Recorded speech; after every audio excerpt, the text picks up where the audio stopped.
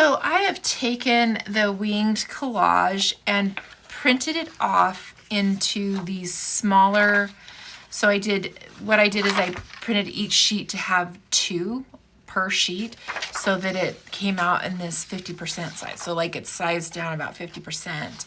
And I just think they look so cute, so tiny. I like them. I could even go smaller, they're so cute. And I've cut some out and I'm gonna be working in a small journal and we will add them and create some little spreads. Be right back. Okay, so I've gathered some supplies. I have ran these through the sticker maker to create ease with assembling these, and I have each of these cut out. And I've grabbed some deli papers and some vintage papers, and I'm going to make little vignettes, and I've gathered some words. I have glue, I have a tape runner if I need it, and a Stabilo in brown and in black, and then a water brush, and scissors just in case I need them. So let's get creative.